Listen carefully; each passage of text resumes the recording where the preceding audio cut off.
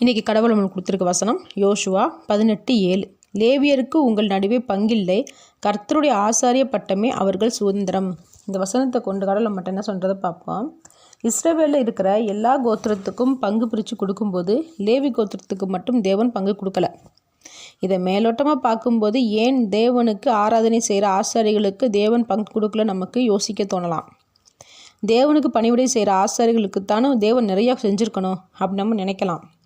ஆனால் உலகத்தில் உள்ள சொத்துக்கள், பணம், இது எல்லாத்தையுமே மதிப்பிட முடியும். தேவனை யாருனாலையும் மதிப்பிட முடியாது. அப்படிப்பட்ட அவரே லேவியருக்கு நிரந்தரமான சொத்தாக இருக்கிறார். உலகத்தில் உள்ள சொத்துக்கள் நிரந்தரம் இல்லை, ஆனால் தேவன் என்றென்றைக்குமே நிரந்தரமானவர். பொதுவாக மனிதர்கள் ஆசைப்படுற வேலைகளை முடிஞ்ச அளவுக்கு அவங்களால அமைச்சிக்க முடியும். அது வெற்றி தோல்வின்றது கடவுளோட கையில் தான் இருக்குது. ஆனால் நினச்சதை ஓரளவுக்கு அவங்களால அடைய முடியும். ஆனால் தேவனுக்கு ஊழியம் பண்ணுறது தேவன் நினச்சா மட்டும்தான் ஒருத்தவங்களால செய்ய முடியும். இந்த விலை மதிக்க முடியாத ஊழியத்தை மனிதர்களால் அமைச்சிக்க முடியாது. பொய்யான போதகர்கள் ஊழியத்தை பொய்யான வழியில் அமைச்சிக்கிட்டாலும் அது அவங்களுக்கு ஆசீர்வாதமாக இருக்கிறது இல்லை. அதை தேவனும் அங்கீகரிக்கிறது இல்லை. முடிவில் அது இருக்கிற இடம் தெரியாமல் அழிந்து போயிடுது. பொய்யான போதகர்களும் அழிந்து போயிடுறாங்க.